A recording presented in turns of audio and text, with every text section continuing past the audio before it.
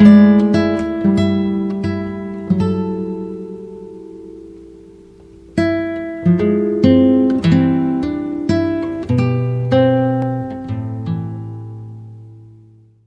irmãos, graça e paz. Uma alegria retornar a esta casa, né? Não estou lembrado quando eu estive aqui a última vez.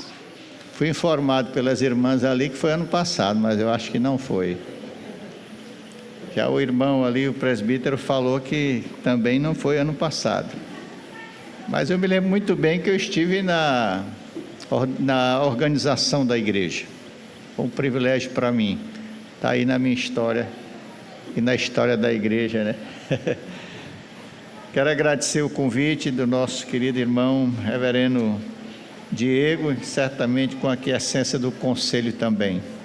Meus irmãos, vamos abrir nossas Bíblias em Hebreus capítulo 12.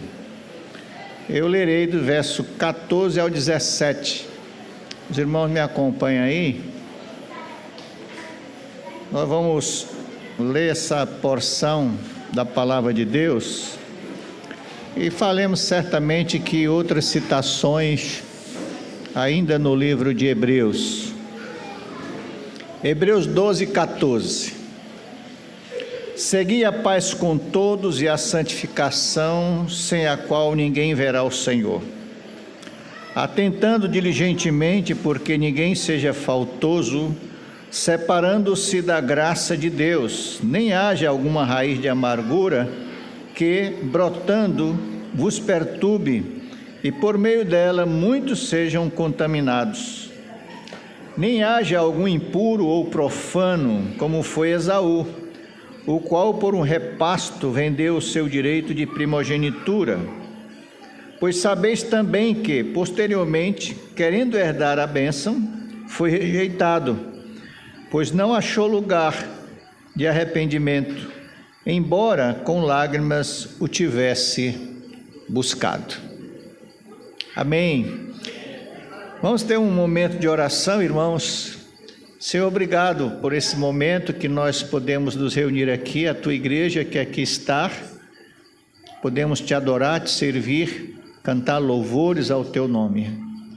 Obrigado, Senhor Deus, pela vida desta igreja, pelos irmãos que por aqui passaram, os que aqui estão, por todos que têm colaborado e colaboraram, Senhor Deus, com esta obra aqui. Muito obrigado. Que a tua boa mão e a tua bênção continue sobre os nossos queridos irmãos. Que essa igreja continue crescendo e se expandindo, abrindo novas igrejas como tem feito. E que o Senhor abençoe abundantemente o reverendo Diego, seu ministério, sua família, conselho desta igreja, cada servo teu, Senhor.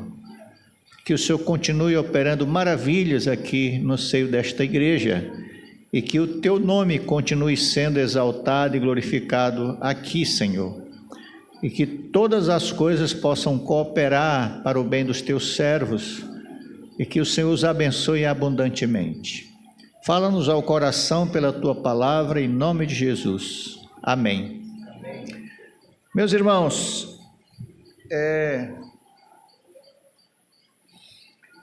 eu queria nesse momento de introdução fazer uma referência a Belsazar. Os irmãos já devem ter ouvido falar. Belsazar, filho de Nabucodonosor. Nabucodonosor sitiou e tomou ali Judá, Israel também, e aí levou para lá os utensílios do templo. E Belsazar, então, num dia de alegria e festivo, ele resolveu utilizar os utensílios do templo para as suas farras, suas festas, suas bacanais. E ali o Senhor, então, faz uma grande alerta a ele, quando manda uma escritura, né, ali na parede. E essa escritura tinha como tradução: forte pesado na balança e achado em falta. Estou resumindo, né, um pouquinho da história. O fato é, meus irmãos, que o Senhor pesou a mão sobre ele e sobre aqueles que ali estavam também, por causa da má utilização das coisas sagradas.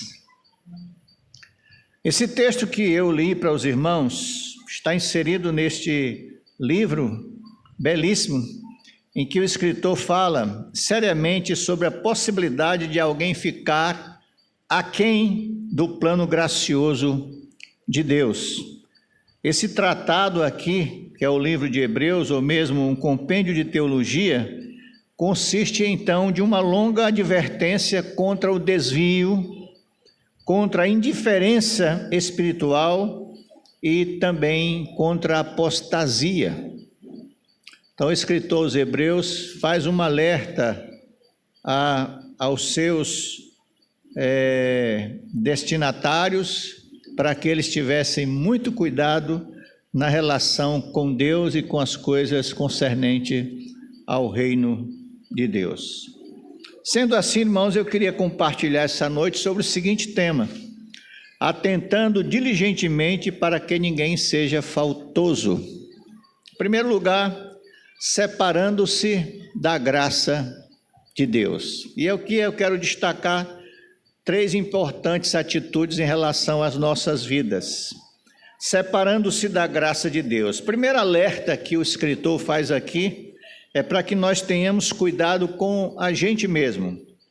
Cada um se preocupe com si próprio a respeito da nossa relação com Deus. Sejam diligentes, sejam criteriosos nessa relação. Então, o apelo pessoal aqui que ele apresenta é que, tendo passado por crise e indiferença espiritual, eles precisavam buscar a Deus e o seu poder. E a advertência que ele faz inicialmente aqui, capítulo 4, verso 1 de Hebreus: temamos, portanto, que, sendo-nos deixado a promessa de entrar no descanso de Deus, suceda parecer que algum de vós tenha falhado.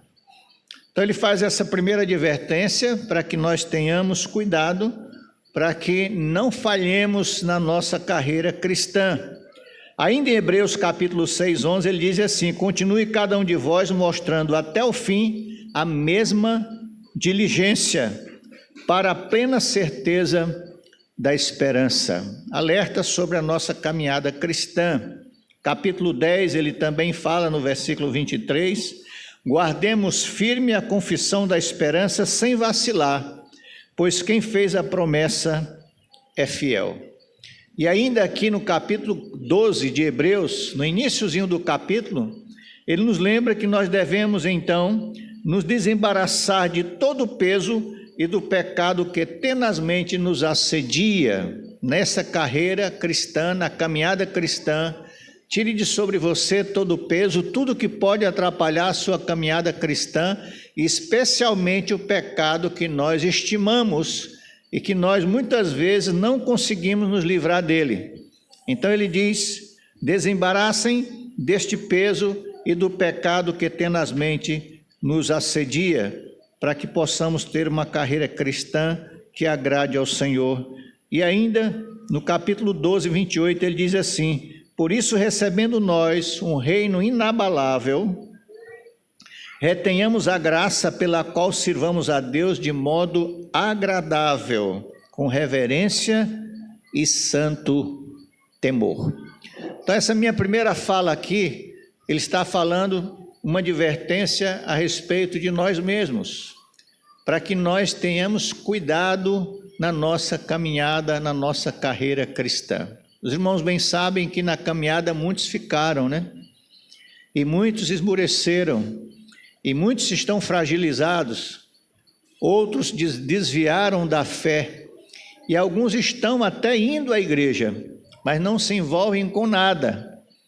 E outros nem buscam mais a Deus, não meditam na palavra, nem tampouco têm a sua devocional, buscando a Deus também em oração. Então, a advertência primeira é para mim e para você. Mas, em segundo lugar, dentro desse ponto aqui, ele também nos adverte para que nós tenhamos cuidado para com os outros, com os nossos irmãos.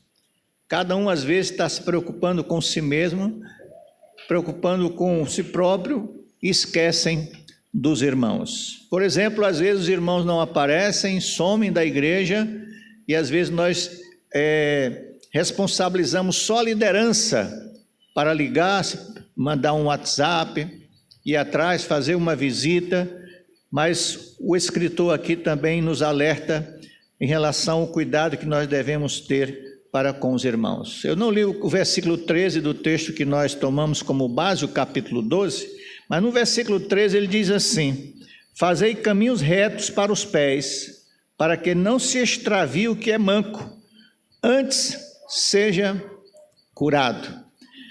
Essa advertência aqui, ela vem logo depois do escritor falar sobre disciplina na igreja.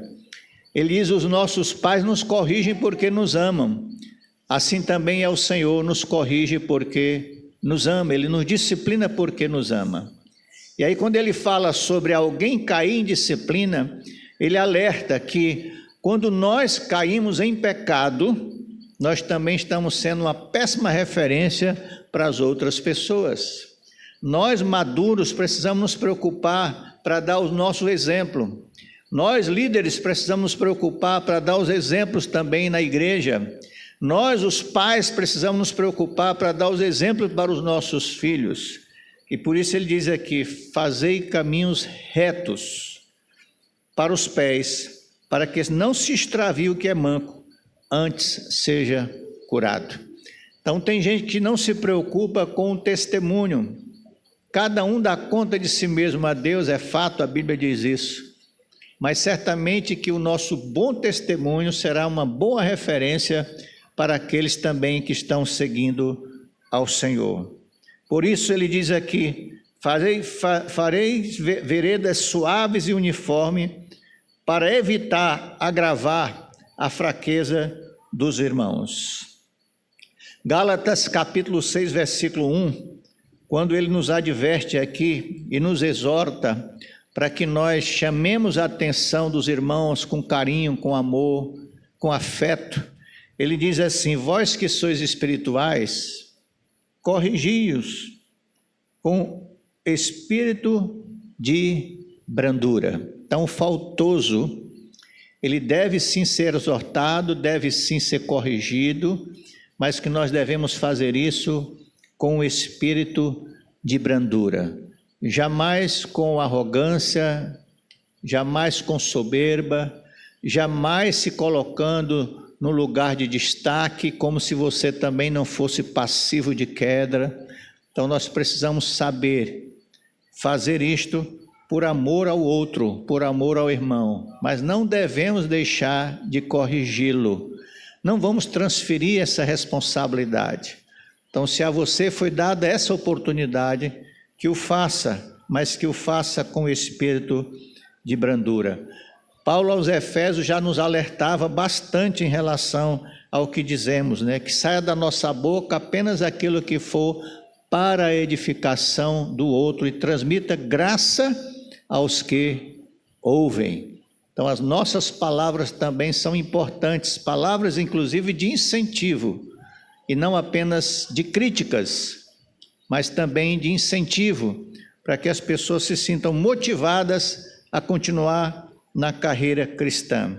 Portanto, meus irmãos, a solução para a debilidade espiritual é, de fato, o uso da palavra de Deus, porque esta palavra de Deus, ela é viva e é eficaz.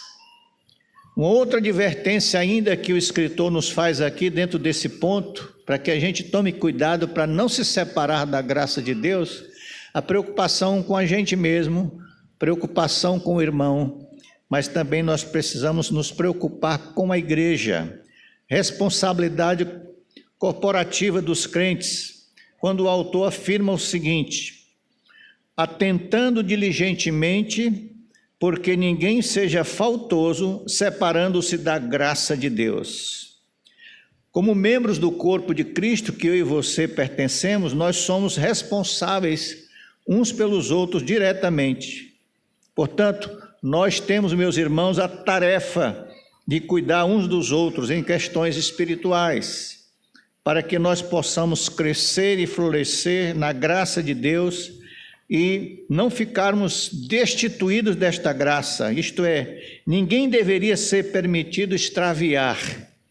Deveria haver uma mobilização de toda a igreja quando perceber fraqueza em alguém, debilidade, ausência, toda a igreja se mobilizar para se aproximar deste irmão, para que ele não se encontre em falta, nem ele se extravie. Isso deve acontecer certamente com todos nós. Devemos tomar a nossa atitude como membro da igreja, porque se isto acontecer, essa pessoa que se extraviar se tornará uma presa fácil da ação de Satanás no meio da igreja. Então ele perderá certamente a graça de Deus. Por exemplo, lá em Gálatas capítulo 5, versículo 4 nos adverte em relação a isso. Gálatas 4, 5 diz assim: para resgatar os que estavam sob a lei, a fim de que recebêssemos a adoção de filhos. Desculpe, eu li o 4:5, mas é o 5:4. Diz assim: de Cristo vos desligastes, vós que procurais justificar-vos da lei, da graça decaíste. Então, o nosso cuidado, irmãos, deve ser também com toda a igreja, uma supervisão mútua dentro do corpo, vai estimular a saúde espiritual dos membros individualmente, que evitando, portanto, a indiferença em relação aos outros, como manifestada por Caim. Quando, por exemplo, lá em Gênesis capítulo 4, versículo 9, quando o Senhor pergunta pelo seu irmão Abel, ele diz assim: já tendo dado cabo da vida do irmão, a resposta é: acaso sou eu tutor do meu irmão? Portanto, em lugar disso, meus irmãos, nós devemos perguntar uns aos outros sobre o bem-estar espiritual de nossos irmãos e de nossas irmãs. Então, às vezes, essa é a postura que nós encontramos na igreja. As pessoas dizem: eu não estou nem aí. Ele que responda por si mesmo, ele já é maduro, já está na igreja há tanto tempo, mas lembre-se que todos nós estamos passivos de erros, todos nós somos suscetíveis à exortação.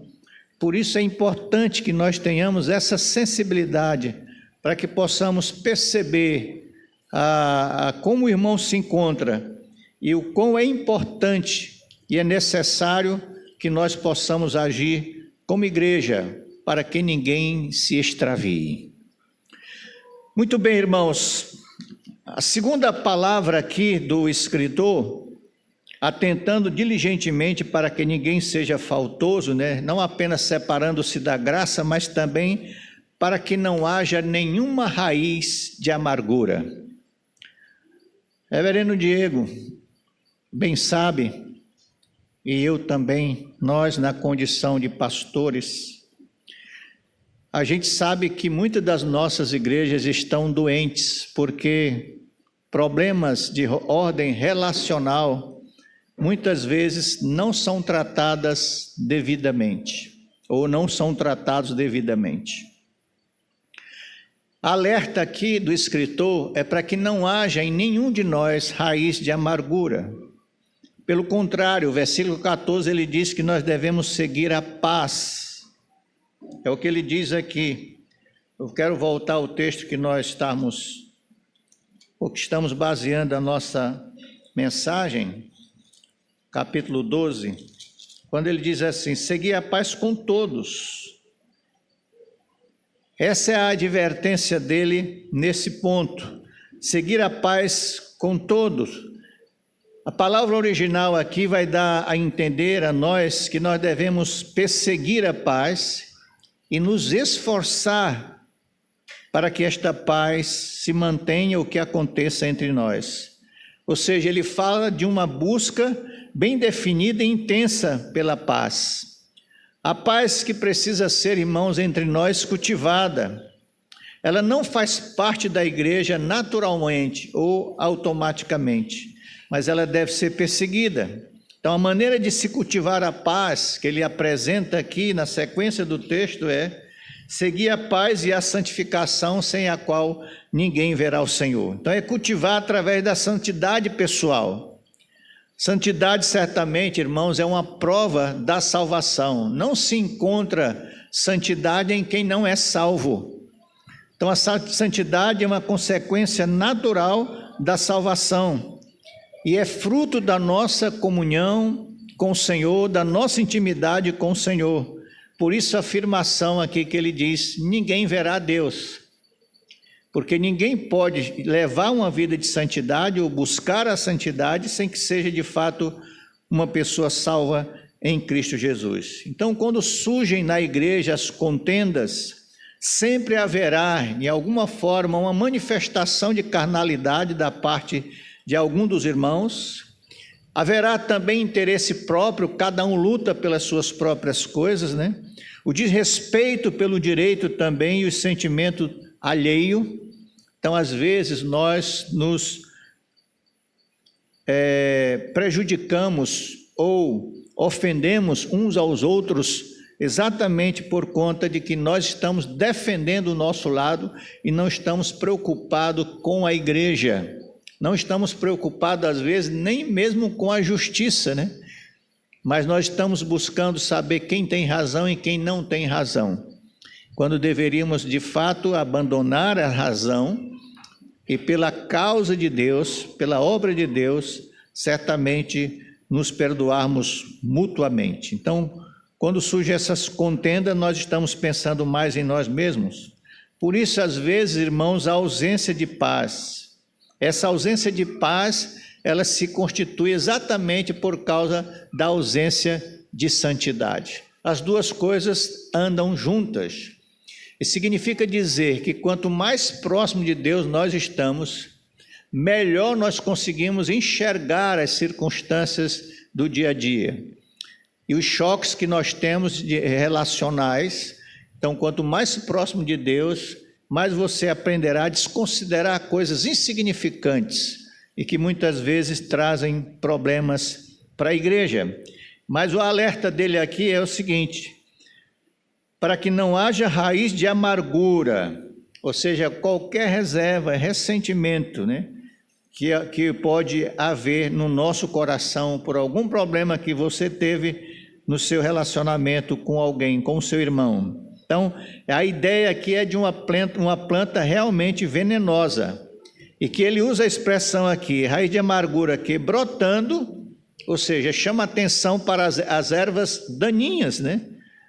Que aqui são sinônimos de fato de problema na plantação e também na colheita, essas ervas daninhas. Então, elas absorvem todo o nutriente do solo, deixando o solo ressequido, estéril, para o crescimento de uma planta útil. E é exatamente isso que acontece quando na igreja existe raiz de amargura.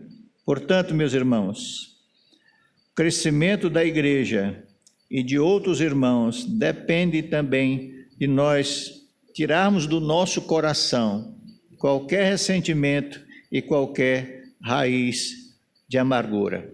É interessante que quando ele fala sobre a raiz e que brota e que ela vai se aprofundando cada vez mais, criando realmente um ressentimento e uma raiz de amargura profunda, ele lembra aqui que não haja essa raiz de amargura, porque ela vos perturba, ela vai destruir na igreja a paz e a harmonia.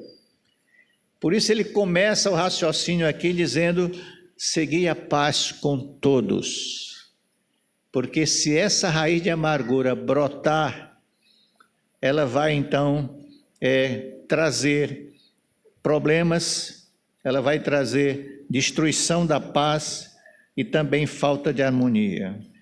E diz mais, irmãos, quando isso acontece, ele fala que muitos serão contaminados.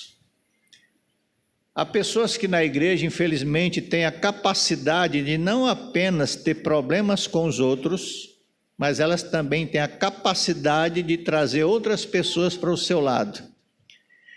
O que, por exemplo, no início era apenas um mal entendido, ou um mau relacionamento entre duas pessoas, daqui a pouco são dois grupos, e que são capazes, inclusive, de dividir uma igreja. Então ele lembra aqui que esta raiz de amargura, ela contamina, ela macula, ela mancha, e muitos serão atingidos. Ou seja, as raízes de muitas ervas daninhas se espalham rapidamente e se reproduzem. Por isso temos que ter todo o cuidado para que essa raiz de amargura, ela não traga nenhum tipo de prejuízo para a igreja e tudo isso seja muito bem tratado. Significa dizer que você, membro da igreja, é muito importante nesse processo. Às vezes você tem aproximação com alguém que você pode sentar, conversar, divertir. Você pode exortar esta pessoa para que esse mal-entendido seja desfeito. Quando isso não for possível, então você deve levar a liderança da igreja para que isso rapidamente seja resolvido, porque essa raiz de amargura é tido como um indicativo de algum tipo de desvio, indiferença de ordem espiritual, ou pode também ser o início de uma apostasia. E mais, irmãos, nós sabemos que às vezes, infelizmente, dentro da igreja tem pessoas que dizem ser cristãs, mas na verdade elas não são. Elas usam até as linguagens dos cristãos, mas elas causam um grande problema dentro da igreja. Eu não estou dizendo com isso que não haja entre nós, crentes, podemos dizer assim, maduros, e que temos muito tempo de igreja, acontecer essa possibilidade de você ter alguma reserva com alguém, ou ressentimento, e isso precisa ser urgentemente tratado, para que não haja nenhuma raiz de amargura dentro da igreja que brotando possa perturbar a toda a igreja. Então, para que se viva a paz, é mister também, além da santidade, que haja entre nós amor verdadeiro. Eu até acrescento essa palavra amor verdadeiro, porque às vezes nós nem sabemos o que de fato é amar. Sem o amor, a igreja deixa de ser igreja. O próprio Jesus Cristo nos chama a atenção lá em João 13:35, né? Quando ele diz para os apóstolos que daria a ele novo mandamento, né? Esse novo mandamento que o Senhor dá aos apóstolos, capítulo 13, verso 35, ele diz, novo mandamento vos dou, que vos ameis uns aos outros. Nisto conhecerão todos que sois meus discípulos, se tiverdes amor uns aos outros. Vejam que isso se caracteriza uma identidade do cristão. Nós só seremos reconhecidos como discípulos de Jesus Cristo quando houver amor entre nós. Quando houver amor entre nós e a comunhão reinar entre nós, é que o mundo saberá que Cristo veio e que nós a Ele pertencemos. Nós somos seus discípulos. Então, buscar uma vida de santidade, e certamente isso vai facilitar e muito em a gente então amar uns aos outros. Então, quando isso não acontece, irmãos, quando essa santidade não reina, a paz não reina, quando o amor não reina entre nós, a igreja adoece. Nós bem sabemos que quando há problemas na igreja, a solução não é fugir do problema, mas a solução é certamente tratar, ou seja, resolver o problema. Essa questão de dizer, eu não aguento mais fulano, beltrano ou cicrano, isso é um convite à oração intensa.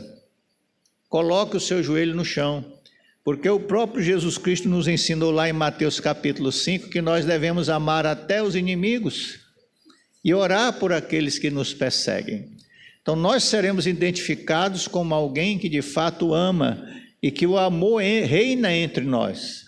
E que não deve haver entre nós nenhum tipo de raiz de amargura que prejudique toda a igreja.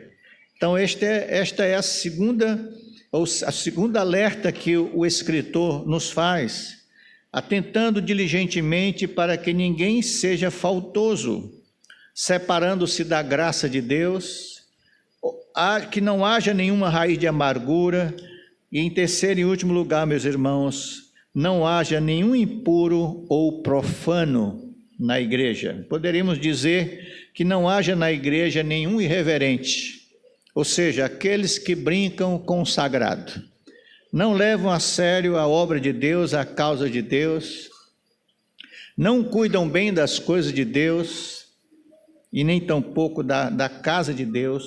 Então é um alerta de que precisamos levar as coisas de Deus muito a sério, é o sagrado.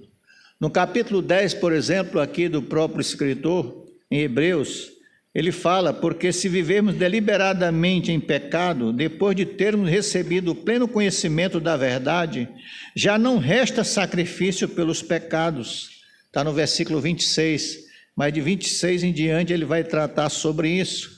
Quando nós estamos brincando com as coisas de Deus, deliberadamente em pecado, não resta sacrifício pelos pecados. Ou seja, ele está dizendo, não há perdão quando nós estamos brincando com as coisas de Deus.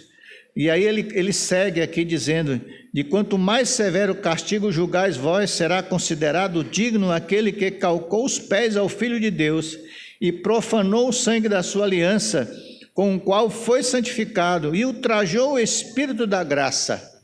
Está lá no versículo 29. Ou seja, pecado voluntário. É pecar, gostar de estar pecando e desagradando a Deus, porque não considera as coisas de Deus, não leva a sério as coisas de Deus, ou seja, brinca com o que é sagrado. Hebreus 12 ainda, a partir do verso 6, vai nos lembrar que o Senhor corrige a quem ama. Deus nos disciplina para aproveitamento, a fim de sermos praticantes da sua santidade, ou participantes da sua santidade, como está no versículo 10. E ainda o 28 do 12, ele diz: porque o nosso Deus é fogo consumidor, ou seja, aqueles que não se corrigem, certamente receberão a disciplina de Deus, ou a ira de Deus sobre a sua postura.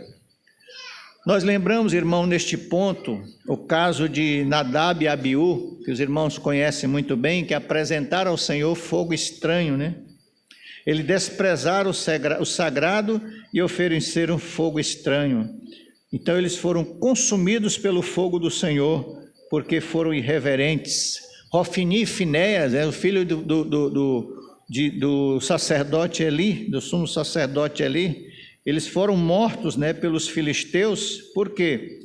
Porque eles se deitavam com as servas que estavam ali servindo no templo, e mais ainda, eles começavam a tomar do próprio sacrifício para si, antes mesmo que ele fosse oferecido. Ou seja, profanavam o sacrifício e profanaram o culto do Senhor, e o Senhor pesou a mão sobre eles.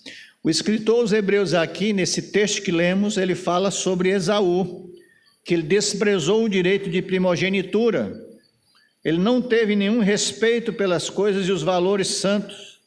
Ele teve uma atitude profana, com a sua disposição de trocar o seu direito de primogenitura, ou seja, uma aliança que tinha com o Senhor, por um prato de cozido. E mais, ele desprezou esse direito, ou seja, seu relacionamento pactual com o Senhor. Ele não teve nenhuma consideração pela bênção de Deus e a promessa que o Senhor fez, como primogênito que ele havia recebido, essa graça que o Senhor já havia prometido e dado àqueles que eram primogênitos. Ou seja, ele mostrou indiferença, uma total indiferença nas promessas espirituais que Deus havia dado a seu pai e também ao seu avô, no caso, avô Abraão e o pai Isaque. Então ele deliberadamente rejeita a fé dos pais, por isso também ele é rejeitado. Aquilo era uma bênção do Senhor, esses direitos de primogenitura. Então, quando ele pareceu ter se arrependido, ele não estava de fato arrependido, como o texto vai nos apresentar, pelo pecado que ele havia cometido, A atitude depravada dele, ele não se arrepende. ele certamente, por causa das consequências que ele iria sofrer do seu ato, é que ele então tentou demonstrar arrependimento, e o texto vai dizer que ele não foi aceito, porque ele estava preocupado com o que tinha perdido apenas, ou seja, preocupado apenas com a bênção, e não ter arrependimento total, verdadeiro, sincero, diante da face de Deus. Então ele foi rejeitado pela sua atitude de desconsiderar o que era sagrado. Chegando ao final da nossa mensagem aqui, irmãos, atentando diligentemente para que ninguém seja faltoso, separando-se da graça de Deus, cuide de você, do seu irmão e da sua igreja, para que não haja também entre nós, irmãos, nenhuma raiz de amargura. Devemos tratar os problemas, as dificuldades com muito amor, carinho, afeto, mas com firmeza. Não podemos permitir que os irmãos continuem com reservas e ressentimento uns dos outros, e mais, que não haja nenhum impuro ou profano, ou seja, tratemos as coisas de Deus com seriedade. Isso nos leva, irmãos, a lembrar que Jesus é lembrado aqui pelo autor, que ele nos recomenda para olharmos para o autor e consumador da nossa fé, Jesus, que suportou a oposição dos pecadores contra si mesmo, para que eu e você não desistamos da carreira, para que não fatigueis, desmaiando em nossas almas, mas continuarmos firmes, e não apenas na igreja, mas totalmente envolvidos e comprometidos com a obra de Deus. Nós estamos numa crise muito grande nas igrejas de falta de compromisso. As pessoas se ausentam bastante da igreja. Muitas não se envolvem com nenhum tipo de ministério ou sociedade, ainda departamentos da igreja. Não esmoreça nessa caminhada cristã. E mais, Jesus ensinou seus discípulos a viver em harmonia, reprovando toda e qualquer atitude egoístas que se deram durante todo o seu ministério aqui, como por exemplo, um querendo ficar à sua direita e o outro à sua esquerda, chamando-os para perto de si, para que eles pudessem ver na prática como se deve viver uma verdadeira comunhão. E mais, os alertou para que eles fossem identificados como verdadeiros discípulos de Cristo. Eles tinham que viver o amor e a comunhão entre eles. Por fim, intercede junto ao Pai, na sua oração sacerdotal, para que o Senhor os mantenha em comunhão, que só assim o mundo saberá que Cristo foi enviado, para que o mundo creia que tu me enviaste. O outro alerta que eu quero trazer aqui, lembrança melhor dizendo, é o sacrifício na cruz que Cristo fez, provando assim o seu amor por mim e por você.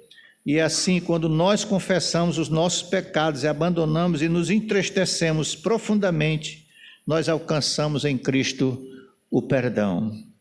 Jesus não apenas levou as coisas de Deus muito a sério, como repreendeu, por exemplo, os que não faziam as coisas de Deus da forma como deveriam, que eram os hipócritas. Ele atacou bastante os hipócritas. Jesus Cristo também condena a falsa adoração, quando ele disse que o Filho veio para nos ensinar a adorar o Pai em espírito e em verdade, mas também aqueles que tentavam vender ali na frente do templo e que iam para o templo apenas para fazer vendas, que eram os cambistas. Ele também foi bastante intenso na reprovação dessas atitudes, tendo o devido zelo pelas coisas de Deus e pela causa de Deus. A minha casa será chamada casa de oração, vós, porém, a transformais em covil de salteadores, como está em Mateus 21, versículo 12 e versículo 13.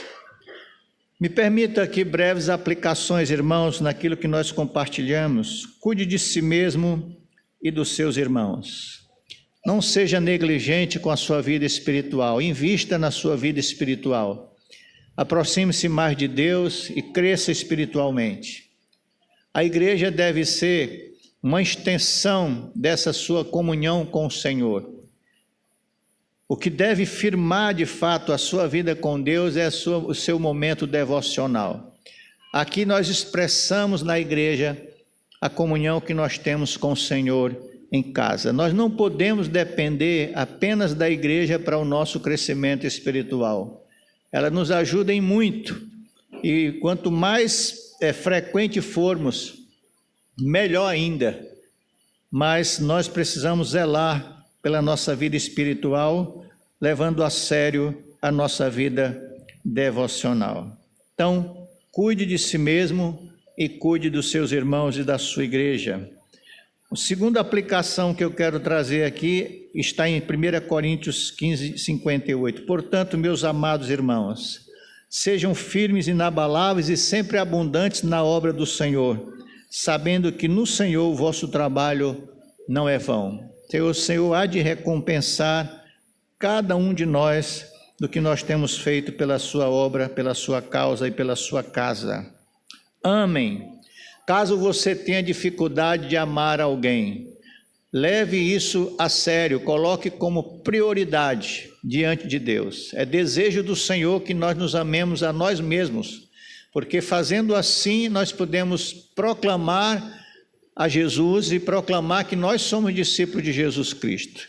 Se você tem alguma dificuldade com alguém, coloque isso como prioridade e repito, bote o joelho no chão e peça a Deus para tirar todo e qualquer ressentimento ou raiz de amargura que haja no seu coração e reconcilie-se com esse irmão. Confesse os seus pecados, peça perdão e certamente restaure essa comunhão, porque o Senhor há de estar com você nesse processo. A Bíblia nos lembra que quando nós temos algo a oferecer ao Senhor, se o nosso irmão tem alguma coisa contra a gente tem que tratar primeiro, para depois cultuar ao Senhor. Então a nossa oferta, o nosso culto não será aceito enquanto a gente não resolver esta questão. E por fim, leve as coisas do Senhor e concernente ao reino de Deus muito a sério, porque Deus não terá por inocentes que tomar o seu nome em vão, como está lá em Êxodo 20, versículo 7. Lembre-se, irmãos, em 1 Samuel 2,30 nos lembra: aos que me honram, honrarei, porém os que me desprezam serão desmerecidos. Então, se nós brincamos com o sagrado, com as coisas de Deus, Deus pesará a mão sobre nós. Contrário é verdade.